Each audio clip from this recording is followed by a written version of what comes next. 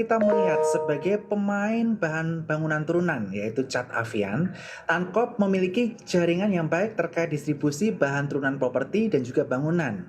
Dan tentu saja niat integrasi vertikal dari hulu ke hilir ini sudah mulai terlihat dari akuisisi Tancop di depo bangunan, ditambah lagi sekarang produsen keramik. Dan tentunya akuisisi ini juga dapat memberikan sinergi yang baik dari sisi jaringan yang sudah dimiliki oleh Tancop, sehingga ini mampu menunjang pertumbuhan dari sisi revenue maupun net profit dari perusahaan CHKK itu sendiri.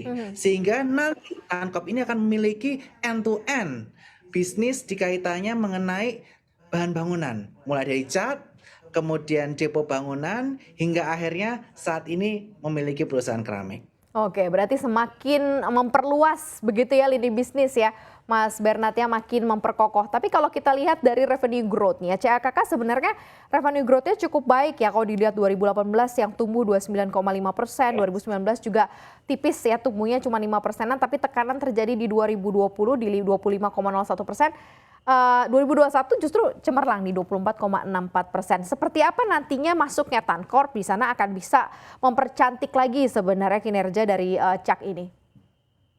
Oke, jadi kita melihat bahwa di tahun 2020 mengapa performa CAKK mengalami penurunan? Tentu saja ini dikarenakan adanya pandemi COVID-19 yang mengakibatkan masyarakat mengurangi aktivitas perekonomiannya termasuk melakukan renovasi atau pembangunan rumah.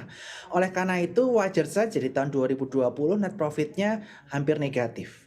Tetapi di tahun 2021 mengalami peningkatan cukup signifikan karena adanya pemulihan ekonomi pasca COVID dan 2022 juga ada potensi pembaikan di semester 1 2022. Dan tentu saja dengan Pak Hermanto Tanoko ataupun Tancop yang akan masuk menjadi pengendali CAKK, tentu saja ini akan membuat kinerja CAKK saya kira akan semakin menarik karena Tancop ini telah memiliki jaringan yang luas dari sisi distribusi bahan bangunan maupun skill, knowledge, serta jaringan.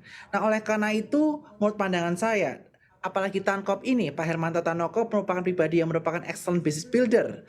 Dan bisnis-bisnis lainnya juga berjalan dengan cukup baik, mulai dari Cleo, Depo, Avian, dan lain sebagainya. Oleh karena itu saya yakin CAKK pertumbuhan ke depan akan semakin cemerlang dengan adanya cross-selling antara satu bisnis dengan bisnis yang lain. Oke, kalau dilihat nih Mas, kita coba lihat ya dari sisi sektornya dulu deh. CKK ini kan ada di industri bahan bakunan, tadi ya keramik. Ini akan seperti apa sih potensinya sehingga real sektor akan mensupport sahamnya juga nanti ke depannya. Apakah kontribusi atau potensi untuk CKK ini terdorong dengan realnya yang sudah nyata ya, misal karena sudah mulai masif pembangunan, kembali lagi nanti properti terus berkembang begitu ya, akan cukup baik nanti untuk kinerja saham ke depannya. Oke, jadi ada beberapa faktor kaitannya mengenai pertumbuhan harga saham dari CAKK ke depannya. Yang pertama, kita melihat dari sisi makroekonomi, di mana kita melihat aktivitas perekonomian Indonesia sudah semakin baik, masyarakat sudah mulai melakukan aktivitas, termasuk salah satunya adalah melakukan renovasi rumah dan juga pembangunan rumah oleh berbagai properti developer. Nah, oleh karena itu, ini akan mengakibatkan demand atau permintaan keramik juga akan mengalami peningkatan. Ditambah lagi kita melihat komoditi boom, yang mana Indonesia merupakan negara yang proxy to komoditi, komoditinya mengalami peningkatan dari sisi revenue dan juga net profit, tentu saja masyarakat sekitar akan semakin sejahtera. Ini akan berdampak pula banyaknya demand permintaan akibat daya beli masyarakat yang meningkat. Nah, selain itu, kita melihat bahwa CAKK ini akan bergabung dengan Grup Tancop yang sudah memiliki jaringan distribusi yang kuat, baik dari sisi retail maupun B2B, business to business.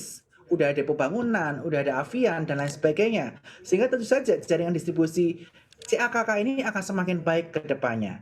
Dan tentu saja kita melihat Tancop dari sisi company, dari sisi grup. Grupnya itu market cap-nya sangat besar-besar. Di mana kita melihat Avia market cap-nya 48 triliun, Cleo 9 triliun, Depo 3 triliun, Zon 1 triliun, Rise 11 triliun. Saat ini CAKK masih 330 miliar.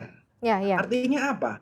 Artinya saat ini CAKK tuh market cap paling kecil dibandingkan yang lain. Yes. Dan tentu saja dengan endorsement effect menurut pandangan saya dari grup Tancop, apalagi Pak Hermanto Tanoko sekarang sedang agresif juga untuk melakukan ekspansi bisnis. Saya yakin CAKK market cap-nya ke depannya akan semakin besar yang diakibatkan oleh pertumbuhan bisnis yang membaik. Mengandalkan grup dari Tankop dan juga jalan bisnis dari Tankop yang udah ada selama ini. Oke, dengan cap yang masih cukup kecil, tapi dengan price earning yang di 41 kali ini akan seperti apa interestingnya begitu untuk saham ini mungkin bisa dilirik oleh retail, Mas Bernard? Jadi kita jangan melihat saat ini. Saat ini CAKK masih berdiri sendiri. Dia belum menggunakan jaringan bisnis yang ada yang dimiliki oleh Avia, Depo, dan lain sebagainya.